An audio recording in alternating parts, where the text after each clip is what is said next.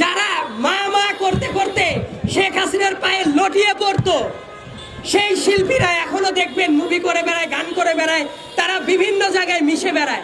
তারা পৃথিবীর ইতিহাসের সবচেয়ে জঘন্যতম একজন স্বৈরাচারের পায়ে হাত দিয়ে মা মা করতে করতে মুখে ফেরা তুলে ফেলতো।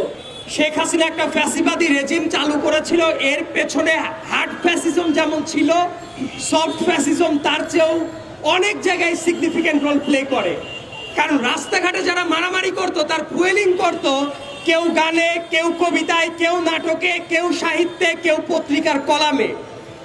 এদের হয়তো বা ক্রিমিনাল অফেন্সটাকে ওইভাবে জাস্টিফাইড করা যায় না, কিন্তু তারা যেভাবে হাসিনার অন্যায্য কাজগুলোকে বৈধতা দিত এবং তার পরবর্তী সময়ে এসে তারা বিভিন্ন জায়গায় মিশে গেছে।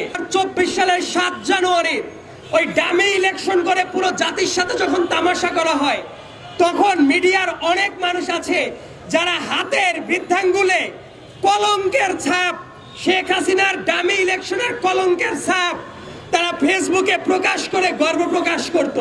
কিন্তু দেখা গেল 5 আগস্টের পরবর্তী সময়ে তারা বিভিন্ন জায়গায় বুক ফুলিয়ে চলাফেরা করছে।